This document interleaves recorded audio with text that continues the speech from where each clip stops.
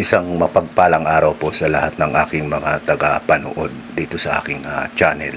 Ngayon po ako ay papunta sa aking sakahan upang ako naman ay magtabas, linisin itong sobrang sukal na aking nyugan. Ito ay napabayaan ko po ng mahaba-habang panahon sa dahilanan na ang trabaho ko po ay sa Maynila. Ngayon ay parang gusto ko na ako ay pumukus dito sa pagsasaka dahil nakakapagod na rin ang trabaho sa Maynila. Ngayon ito na ang gusto kong pukusan. Yan po ang aking tinabasan. Malaki-laki na rin po. Ilang araw ko na rin pong trinabaho yan at malaki pa rin ang aking tatabasan. Sa ngayon, yan ay aking lilinisin hanggang papunta pa rin sa kaliwa, at yan ay para sa pag-aanay ng nyug ay malinis naman para sa aking mga kasamahan na nagtrabaho. Yan nga po, nagtatabas ako lang mag-isa, kaya yan, dahan-dahan lang at kailangan lang ng tiyaga, sipag at sakripisyo para matupad natin ang ating pangarap sa pagsasaka.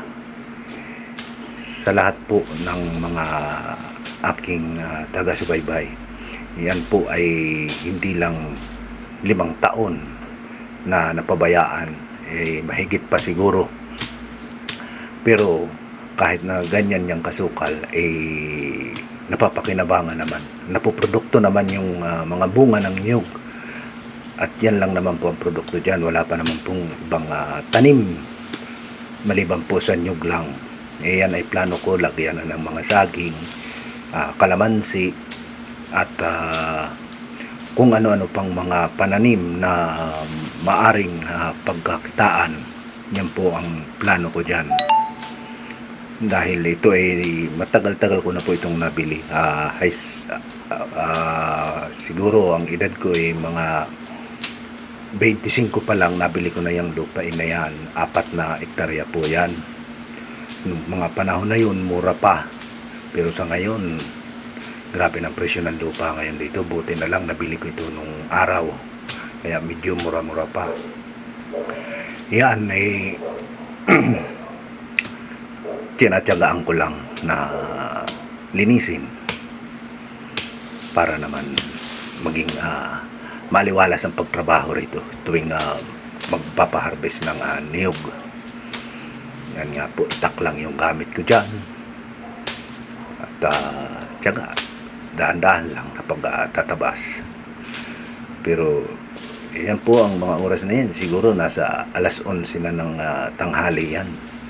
Medyo nakakaramdam na rin ako ng gutom dyan, pero sabi ko nga, konting oras pa para mas maganda, mas malaki ang matrabaho ko sa araw na yan.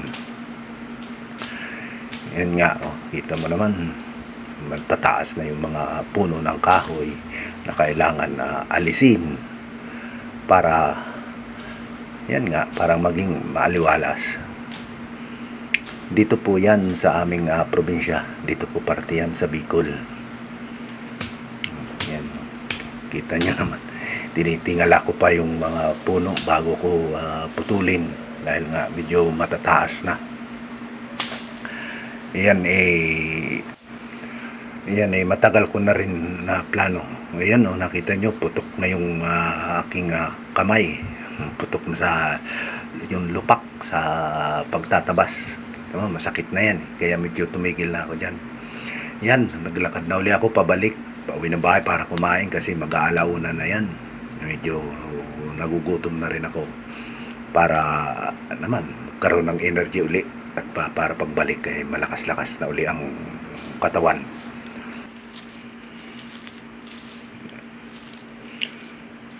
Ayan, nakita nyo naman, sobrang sukal na dyan sa lugar na yan.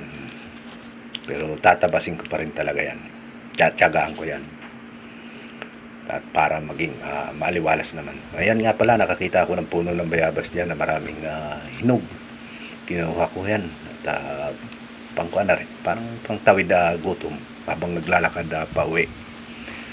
Para naman kalamarang kaunti yung tiyan. Hanggang dito na lang muna ang aking video hanggang sa susunod. Sana ay panoorin nyo at i-share nyo naman tong video ko para naman marami pang makapanood. At isang magandang araw uli sa inyong lahat. Naway suportahan nyo rin ang aking channel. Maraming salamat po sa inyo.